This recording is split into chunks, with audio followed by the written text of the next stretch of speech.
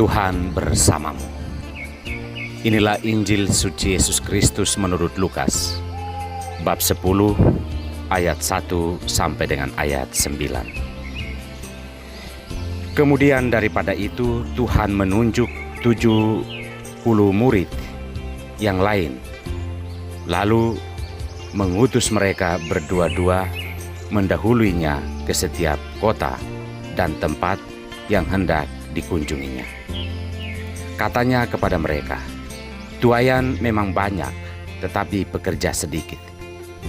Karena itu, mintalah kepada Tuan yang empunya tuaian, supaya ia mengirimkan pekerja-pekerja untuk tuaian itu. Pergilah, sesungguhnya aku mengutus kamu seperti anak domba ke tengah-tengah serigala. Janganlah membawa pundi-pundi atau bekal atau kasut, dan janganlah memberi salam kepada siapapun dalam perjalanan. Kalau kamu memasuki suatu rumah, katakanlah lebih dahulu, 'Damai sejahtera bagi rumah ini.' Dan jikalau di situ ada orang yang layak menerima damai sejahtera, maka salammu itu akan tinggal atasnya. Tetapi jika tidak, salammu itu kembali kepadamu. Tinggallah dalam rumah itu, makan dan minumlah apa yang diberikan orang kepadamu, sebab seorang pekerja patut mendapat upahnya. Janganlah berpindah-pindah rumah. Dan jikalau kamu masuk ke dalam sebuah kota dan kamu diterima di situ, makanlah apa yang dihidangkan kepadamu, dan sembuhkanlah orang-orang sakit yang ada di situ, dan katakanlah kepada mereka, kerajaan Allah sudah dekat padamu." Demikianlah Injil Tuhan.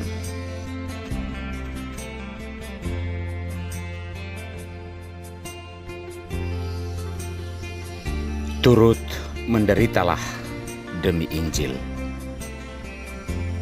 Inilah sampan bersama saya, Pater Domigevi, SVD. Saudara-saudariku terkasih, seorang pengikut Kristus tidaklah cukup merasa terharu dan kagum atau merasa nyaman dengan iman dan renungan-renungan Kristiani. Turut menderita demi pewartaan Injil adalah hal mendasar yang harus disadarinya. Konsekuensinya adalah menyediakan diri untuk tugas perutusan kapan dan dimanapun. Tuhan Yesus turut bekerja dan meneguhkan setiap murid yang turut memberikan dirinya dalam karya pewartaan Injil. Saudara-saudariku terkasih, Paulus mengingatkan Timotius akan iman Kristiani yang telah tertanam di dalam dirinya. Bagi Paulus adalah sesuatu yang mengharukan mengenang iman tulus yang tertanam di dalam diri saudaranya itu. Maka ia meminta Timotius untuk tidak takut bersaksi tentang Injil.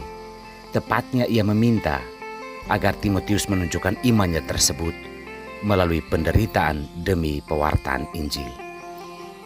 Betapa sering kita mau menjadi pengikut Kristus, namun kita enggan untuk menderita dalam bersaksi.